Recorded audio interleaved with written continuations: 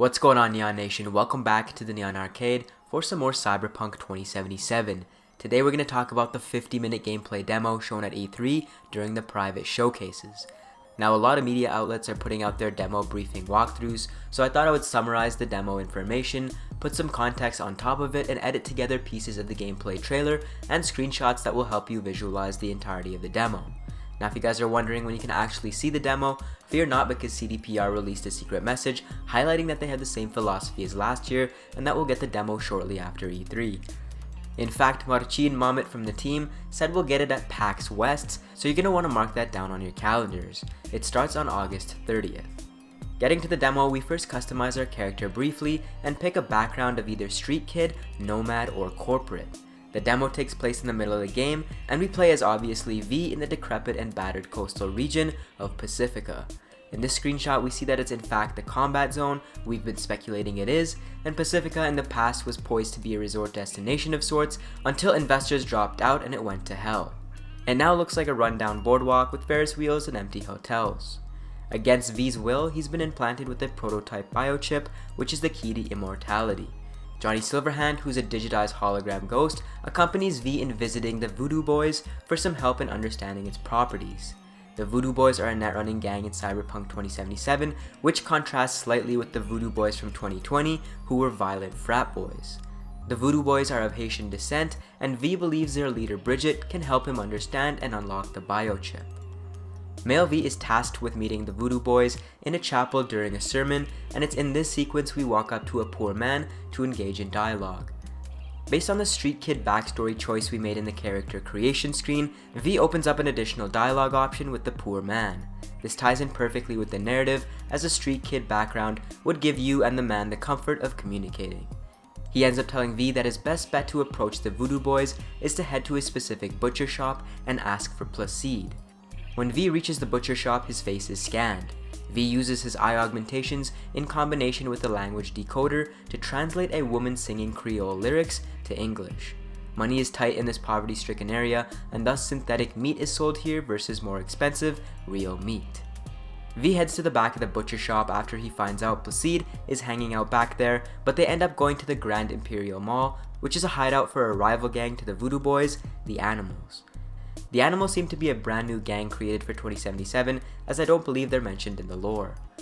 On the way there, V stops at a black market vendor where he picks up a daemon program, which unlocks some new netrunning capabilities, and a samurai jacket and some other clothes are also on sale. In 2020, there are Demon series programs created by famed netrunner Riche Bartmoss, but it's unclear if Daemon is any of the Demon series programs from Cyberpunk 2020.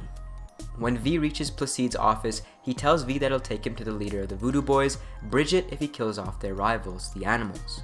He also wants V to jack into Placide's hardware, which will allow him to see through V as he kills off the animal members. During the scan, Placide sees the immortality chip and asks V about it, and he mentions that a bullet he took to his brain has disabled it, but not much else. The whole time, Johnny Silverhand's hologram or ghost is in the background making snarky comments. Again, he seems to be a voice-in-your-head entity, much like Halo's Cortana. V gets on his Yaibi Kusanagi motorcycle and turns on the radio. This confirms different radio stations to listen to, and the motorbike is chock full of pop culture references. Here are a couple I found from Reddit, including Chiquita, the Sex Pistols, and Akira. You ride off as the sun sets to meet up with some more Voodooboys before your mission. There are no loading screens at all other than fast traveling. V approaches the Animals' lair in a stealth and netrunning approach. The Animals are big brutes who have heavy mods. They likely have big knucks and gorilla arms like Dexter's bodyguard has in the trailer. They use a steroid juice for explosive muscle growth. V dips and dodges through the shadows and around vehicles as we're playing a stealth-focused build, and we see a chokehold assassination where V throws a poor bloke into a waste disposal chute. Some of the animal guards have an 18 over their heads, which denotes their level. This is midway through the game, so 18 seems kinda fair. They've also gone back on their previous mentality of no pacifist playthroughs, and you can go through the whole game without killing. Not sure how that would work out in a mission where Placide wants you to wipe out an enemy faction, but hey, I'm sure they have that covered. There is a door we must go through, and V can't get through because he lacks points in strength, so V is forced to utilize a hack minigame where you have to align cameras to progress.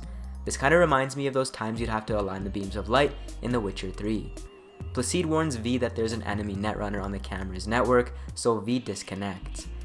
V proceeds to hack a training robot to knock out an animal member, brushing up on his boxing skills, and also a heavy weight set to crush an animal member during his gym sesh. V also hacks a drink machine to drop a soda, and the noise distracts an animal member. We use this as an opportunity to take out this laser mono whip to slice his arm off. This is likely a Kendachi mono whip from the lore. The mission objective is to reach a high-tech van, which V reaches right after this. At this point, CD Projekt Red showed a different build approach to the demo, a strength-oriented solo female V, to see how different abilities will allow us to play the game differently. She can knock down a door that male V could not, but also did not have a high enough netrunning ability to hack the cameras. V makes it to the van and scans the area before knocking out an animal member and waking up all the other members in their bunks. She proceeds to use a knife and a broken bottle on them in an all-out brawl. She finds a revolver and we see a skill tree where handgun skills are upgraded. Back to male V in his netrunning build. He gets in the van and learns it belongs to Netwatch, an agency dedicated to fighting cybercrime and illegal online activities. Netcops and Netwatch are a part of the 2020 lore. They're spying on the Voodooboys who are a threat to Netwatch, likely due to their illegal netrunning and hacking activities. V uses the Daemon program to hack into animal members, protecting a Netwatch agent before holding him up.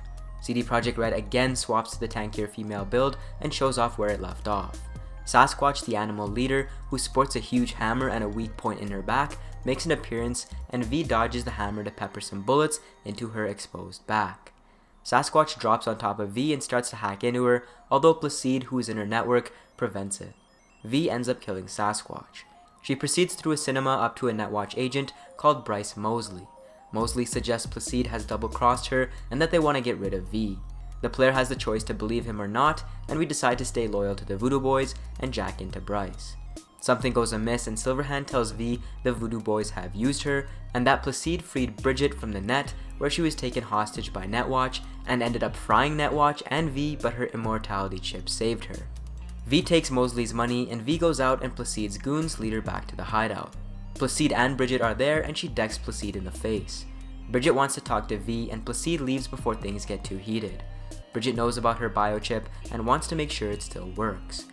In exchange, she promises V a word with Alt Cunningham, the first netrunner to upload her consciousness to the net.